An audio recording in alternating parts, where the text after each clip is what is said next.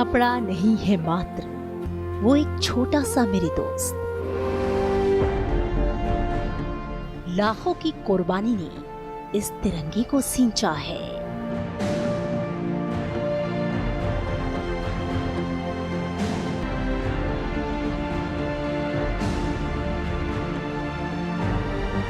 सूरज सा नारंगी तेज है जो शांति का सफेद संदेश है।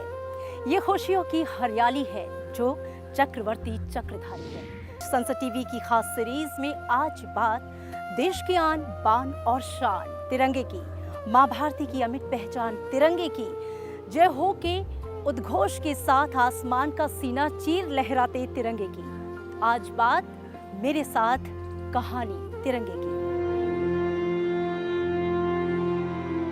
मैं तिरंगा हूँ, मैं भारत हूँ, मैं ही आजादी हूँ, मैं देश की धड़कन हूँ, मैं हर भारतीय का दिल हूँ, मान हूँ, सम्मान हूँ, मैं बाइबल हूँ, भागवत का श्लोक हूँ, आयती कुरान का आलोक हूँ, वेद की पावन ऋचा का ज्ञान हूँ।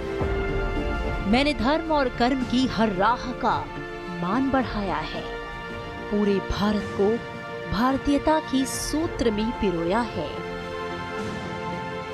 मैं देश का जया हूँ, जय जयकार हूँ, मैं विजय हूँ, मैं तिरंगा हूँ।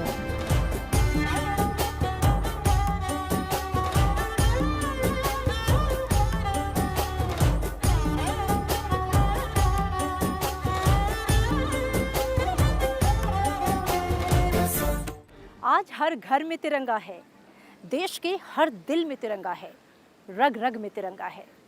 क्या आप जानते हैं तिरंगे के बनने की पूरी कहानी? ये कहानी भी उतनी ही रोचक और रोमांचक है। क्या आप जानते हैं कि राष्ट्रीय ध्वज की परिकल्पना सबसे पहले किसने की थी? संविधान सभा ने जिस रूप में राष्ट्रीय ध्वज को अंगीकार किया था, क्या है उसका पूरा इतिहास? जब देश के सीने में आजादी की ज्वाला धधक रही थी, जब अंग्रेजी हुकूमत से मुक्ति पाने की भावना प्रबल हो रही थी, जब 1857 की क्रांति ने भारतवासियों के दिल में आजादी के बीज बो दिए थे, तब आजादी के परवानों को एक ऐसे ध्वज की जरूरत महसूस हुई जिसके तले पूरा राष्ट्र एकजुट हो सके। दुनिया के हर स्वतंत्र राष्ट्र का अपना एक झंडा होता है जो उस देश की स्वाधीनता का प्रतिबिंब होता है। लिहाजा 1906 से लेकर 1947 तक साल दर साल तिरंगे के बनने की यात्रा ने कई पड़ाव पार किए।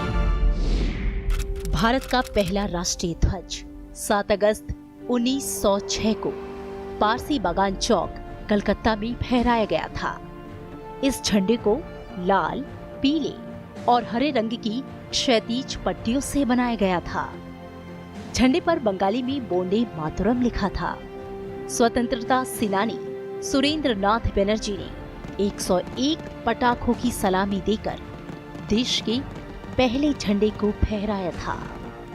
1905 में जब ये बंगाल के विभाजन के बाद जब स्वतंत्रता संग्राम का एक नया अध्याय जब शुरू होता है, वंदे मातरम एक बहुत महत्वपूर्ण स्लोगन है। तो आप देखते हैं कि वो पहला उस तरह का बन करके आता है। जैसे जैसे अलग अलग समाज के वर्ग, अलग अलग संप्रदाय के लोग, अलग अलग जाति के लोग जब उससे जुड़ते चले गए हैं, स्वतंत्रता संग्राम का मायने बदलता गया है, उसकी प्रकृति बदलती गई है, उसकी प्रवृत्ति बदलती गई है, और वो सब फिर वो इन्फ्लुएंस करता है, वो प्रभावित करता है एक नए झंडे को बनाने की प्रक्रिया। 22 अगस्त 1907 झंडे का रंग बदल गया। इस झंडे को मैडम भीकाजी रुस्तम कामा ने जर्मनी के स्टटग्रेट में फहराया था, जो किसी विदेशी भूमि पर फहराया जाने वाला पहला भारतीय झंडा था। ध्वज को सामूहिक रूप से मैडम भीकाजी कामा, विनायक दामोदर सावरकर और श्यामजी कृष्ण वर्मा ने डिजाइन किया। भारत के राष्ट्रीय ध्वज को डिजाइन करने में स्वतंत्रता सेनानी पिंगली वेंकैया का सबसे अहम योगदान रहा। पिंगली वेंकैया ने सन 1916 में नेशनल फ्लैग मिशन की स्थापना की और राष्ट्रीय ध्वज को रंग रूप देने का काम शुरू किया। साल 1917 कोलकाता में हुए एक अधिवेशन ने भारतीय स्वतंत्रता आंदोलन को एक नया मोड़ दिया। उसका साक्षी ये ध्वज रहा।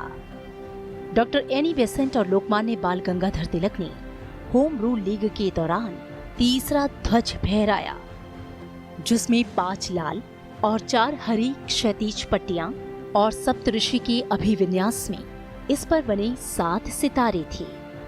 वहीं बाईं ओर ऊपरी किनारे पर यूनियन जैक था। एक कोने में सफेद अर्धचंद्र और सितारा भी था। इधर नेशनल फ्लैग मिशन की स्थापना के बाद पिंगली वेंकैया ने 1916 से 1921 तक 30 देशों के राष्ट्रीय ध्वजों पर गहराई से शोध किया और 1921 में कांग्रेस के सम्मेलन में उन्होंने अपना डिजाइन किया हुआ ध्वज पेश किया। महात्मा गांधी चाहते थे कि भारत के सभी समुदायों को राष्ट्र के ध्वज में प्रतिनिधित्व मिले, इसलिए 3 रंगों, ऊपर सफेद रंग, बीच में हरा रंग और नीचे लाल रंग वाला एक झंडा तैयार किया गया। सफेद भारत के अल्पसंख्यक समुदायों का, हरा मुसलमानों का और लाल हिंदू और सिख समुदायों का प्रतिनिधित्व करता था।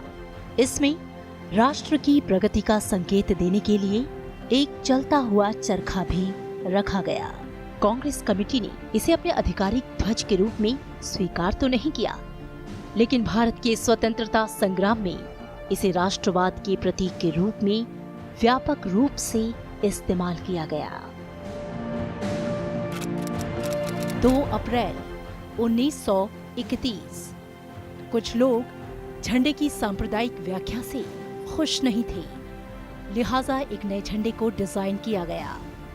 पिंगली वेंकैया ने एक बार फिर देश के लिए नया झंडा बनाया, जिसमें 3 रंग, सबसे ऊपर केसरिया, बीच में सफेद और सबसे नीचे हरा रंग था।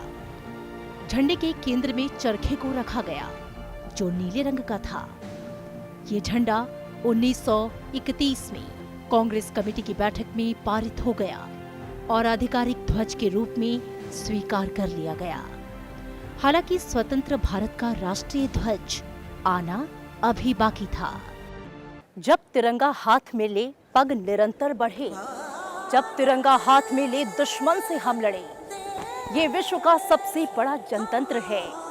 ये वीरता का गूंजता एकमात्र मंत्र है।